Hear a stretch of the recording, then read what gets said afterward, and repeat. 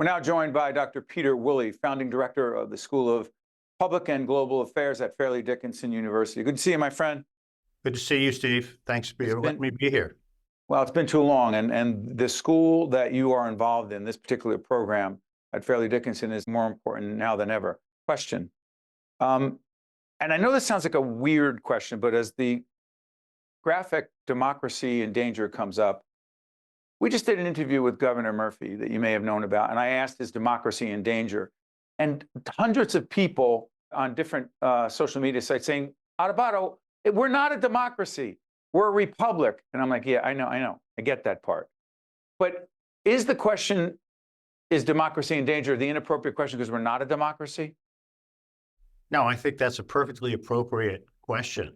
It's also true that we're a republic. We're a democracy that's limited by a whole complication of processes, which are meant actually to limit the dangers of democracy, that is, the dangers of people to themselves. So the framers who wrote the Constitution were well aware of many examples of democracy in action, beginning with ancient Athens, where things went wrong, where people basically in a democratic fashion drove the bus right off a cliff. So the term populism, right? Yeah. Is that what you just referred to, Peter? First of all, what is populism, A, and B, why is populism potentially dangerous for democracy? Populism is an oversimplified view of, and usually an emotional view of sometimes complicated events. And what we do with populism when it becomes dangerous is we amplify it. Populism in the United States has always been with us. It will always be with us. However, in the past, it's been really limited to local geographies. And the authors of the Federalist Papers would have argued that one of the brilliant consequences of the Constitution they produced was that it would keep the conflagrations, meaning the populist wildfires, contained in the state structure. It's not really happening that way anymore. We have nationalized local politics. Speaking of nationalizing local politics, let's internationalize, let's globalize, if you will, because it's the School of Public and Global Affairs. Question, Peter, you've been at this for a long time. You headed up the FDU poll, which reputation speaks for itself, very well respected. Thank you. Question, how tough is it to have meaningful, honest, candid, respectful, civil dialogue about international affairs these days, particularly as it relates to the Israeli-Hamas conflict? It's very tough. It's very, very tough. And remember, at root, the human being is an animal. And at root, that animal is very emotional. So the whole trick to being the best human being you can is to harness those emotions. It is to control them when you can and enjoy them when it's appropriate. When it comes to strongly emotional, complex, deeply meaningful international conflicts like the one we're witnessing now between Israel and Hamas, it's natural that people are going to become so engrossed that the conflict will increase rather than decrease. But Peter, along those lines, what do you see? Again, we're taping this program in the middle of December, be seen in 2024. We just saw congressional testimony of 3 Ivy League presidents. We did. I'm not sure when this airs, how many will still be presidents. Question.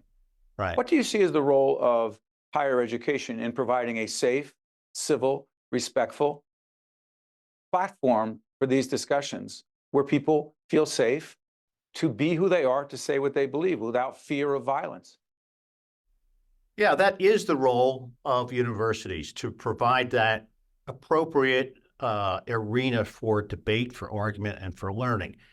I think a lot of people would say universities have not done a good job at that, even though their best intentions are to provide that safe space. The safe space is not to protect people from other people's speech. The safe space is to have the argument in and to learn from it and to grow in your ability to debate effectively. Universities, I think, have erred on the side of safe space rather than on the side of let's have it out and let's learn how to do it right.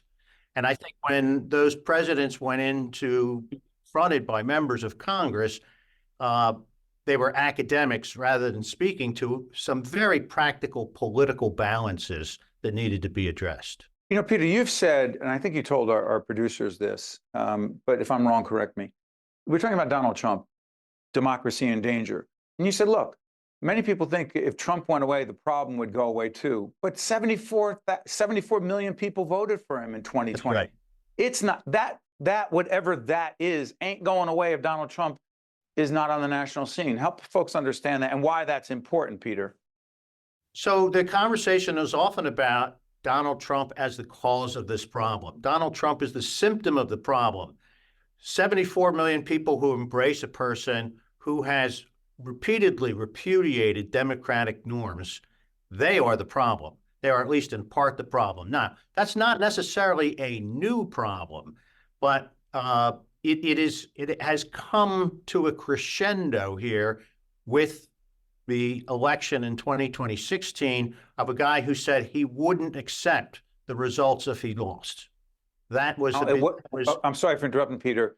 Given what former President Trump has said about if he were to be elected in 2024, A, joking or not sure about being a dictator, B, getting back at those who he believes have aggrieved him, opposed him.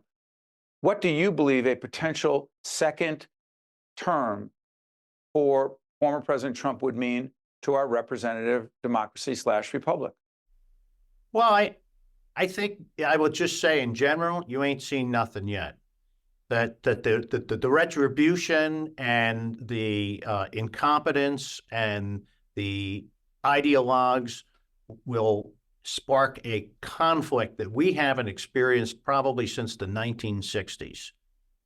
Now, that's why I say the wheels have come off or nearly come off before. In my lifetime, in yours, that was the 1960s with the conflagration of the Vietnam War, with missteps of the national government in so many ways, all kinds of environmental changes taking place in the political environment, in technology. We're in that place again. Peter Woolley is the Professor Peter Woolley is the founding director of the School of Public and Global Affairs at Fairleigh Dickinson University. Peter, I promise we'll be back to continue these important conversations with you. All the best to you and the folks at FDU. Thank you. Thank you very much. You guys stay with us. We'll be right back. At Johnson & Johnson, we're leading the way across the full spectrum of healthcare solutions by innovating at the intersection of biology and technology. We profoundly impact health for humanity. Also brought to you by the New Jersey Economic Development Authority. Holy name. Johnson & Johnson. Veolia. Resourcing the world. Delta Dental of New Jersey. Everyone deserves a healthy smile. New Brunswick Development Corporation. Operating Engineers. Local 825. The Fidelco Group. And by the Turrell Fund, a foundation serving children.